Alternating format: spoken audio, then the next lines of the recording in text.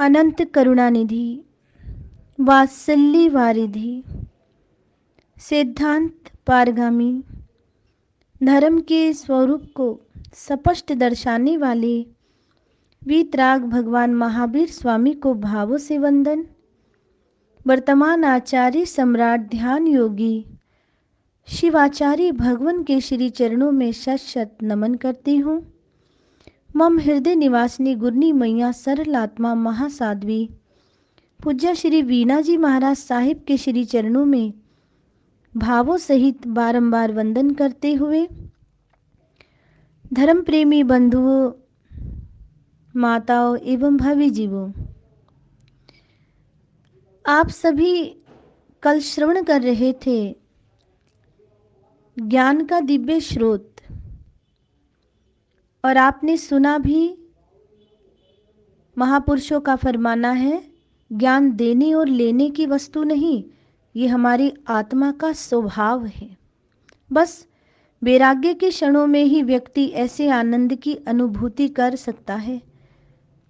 तो आप कल सुन रहे थे मेघ कुमार ज्ञान होने पर भोगों में दुखों का दर्शन करने लगा। दुख दर्शन व्यक्ति को विरक्ति देता है।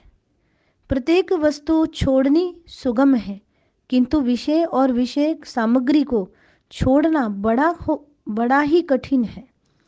भोगों का संबंध एक इंद्रिय से नहीं, बल्कि पांचों इंद्रियों के विषय ही भोग कहलाते हैं। आँख के विषय को काम कहा जाता है।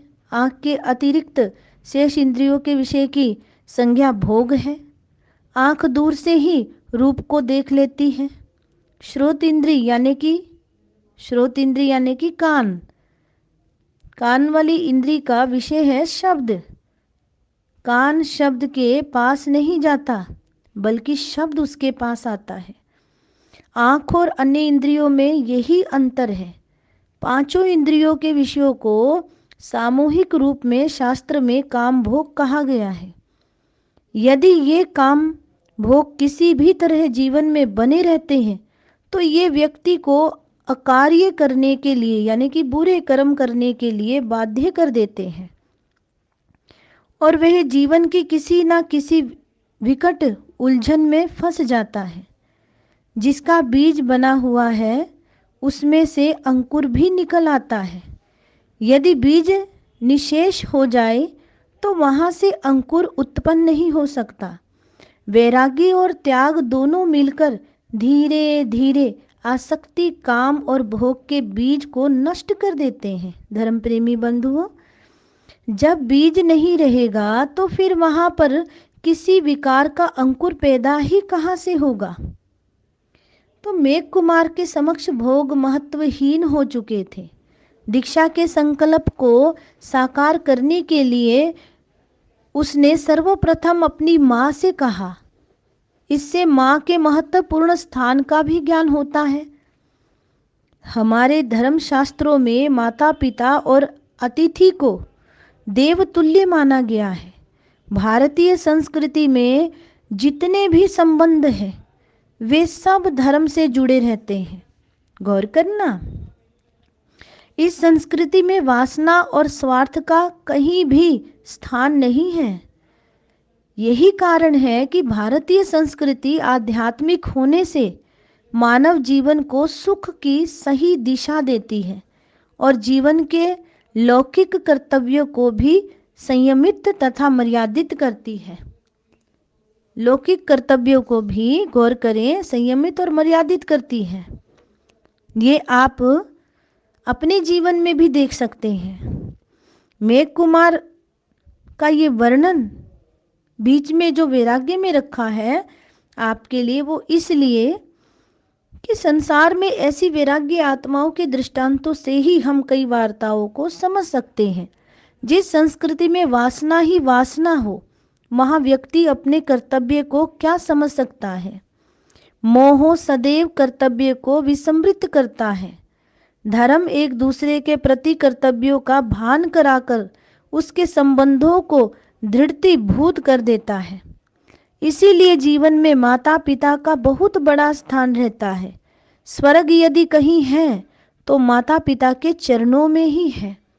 भटकने की आवश्यकता नहीं है। तो इस प्रकार से इस कथा में भी आप भी देखते हैं, हम भी देखते हैं कि मेघ कुमार ने भी इस बात की किस प्रकार से ध्यान रखा कि मुझे वैराग्य का पालन कैसे करना है, वैराग्य को किस प्रकार आगे लेकर के जाना है। वीतराग भगवान महावीर स्वामी की वाणी, एक वाणी से ही उसकी आत्मा ठहर जाती है।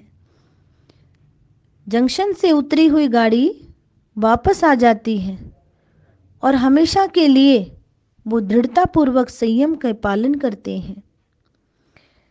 इस प्रकार माँ ने जो शिक्षा देनी है, पिता ने जो शिक्षा देनी है, वो आपके हित के लिए देनी है। लेकिन जहाँ वैराग्य का सवाल आता है, विरक्ति का सवाल आता है, तो वो आपकी आत्मा का स्वयं का निश्चय है। आपको कुछ ना कुछ अचीव होने वाला है और वो है सिद्धालय। यदि सही सम्यक रूप से चले तो अपने सुदृढ़ वैराग्य के प्रभाव से आपने देखा मेघ कुमार ने अपनी माँ को संयम पथ के लिए सहमत कर ही लिया। उसने भी उस कल्याण के मार्ग में बाधक बनना उचित नहीं समझा। माँ का भावुक एवं सरल हृदय मेघ कुमार के दृढ़ वैराग्य के आगे पराजित हो गया। माँ को अपने अनुकूल कर लेना ही पर्याप्त था। पिता तो बाधक बनकर सामने आया ही नहीं। पत्नियों का तो कोई स्थान ही नहीं था उस समय की सभ्यता में, इसलिए उनको अनुकूल करने का उसने कोई प्रयास ही नहीं किया। तो धर्म प्रेमी बंधुओं, मेरी माताओं, भवी जीवो, हमारे जीवन में सुख दुख की ये झड़ियाँ लगी ही रहती हैं, लेकिन अपने हृदय में सदा ही वैराग्य भाव की तरंगे उठाने का अभ्यास करें और अपनी आत्मा को आध्यात्मिक क्षेत्र के सागर में हमेशा गोता लगवावें। ऐसी शुभ मंगल कामना आपके लिए करते हैं। इन्हीं वक्तव्यों के साथ ओम शांति, जय महावीर।